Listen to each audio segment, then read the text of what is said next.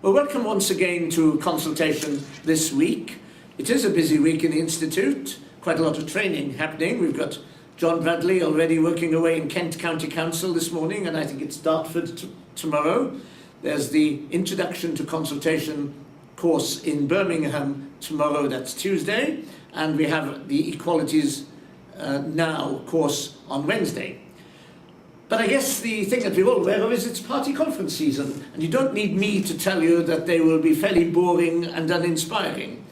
Quite the reverse, of course, with our own conference in October, because we see something of a controversy looming, and it's to do with the government's principles for consultation. If you remember, they canned the previous Code of Practice very suddenly last year, and the House of Lords Select Committee has been rather diligent in ensuring that the government would keep to its word and hold a review of those principles in 1 year's time. So we've spent the summer waiting to see the fruits of their labour, and it hasn't emerged. So Tom, what is happening? Well, I've been in touch with the Cabinet Office, Rion, and the reason it hasn't emerged is because it's late. It was due in July, and it's now not due to October.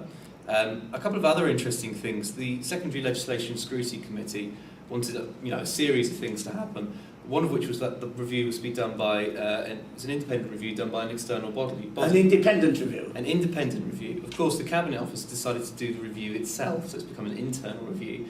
Perhaps smacking of marking one's own homework, perhaps? We couldn't possibly comment. But there is an independent advisory panel, and I've got the list of names here, and there's some interesting names on it, Rion. For example, a couple perhaps you wouldn't expect. Dido Harding, CEO of TalkTalk. Damien Leeson, who's from Tesco's. BAE Systems are also on the advisory panel.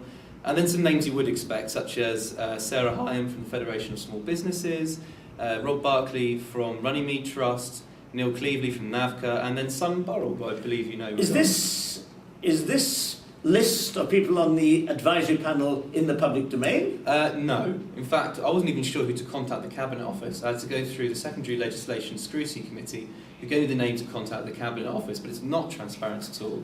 Not that we'd have a problem with some of the people on it. Simon Burrell is an excellent choice, and we have great faith that involved would know what they're doing. So, has there been a call for evidence? There's been no call for evidence. The Independent Advisory Panel has met 4 times. There's one more time apparently they're going to meet. But the Cabinet Office is not bound by the recommendations of this advisory panel. So it's using it as a kind of focus group. Exactly, and it's not a transparent process, as we said, but as far as I can see, they haven't talked to anybody else either. So maybe we ought to get some views put up to this panel pretty quickly before it meets for the last time and lets the Cabinet Office decide.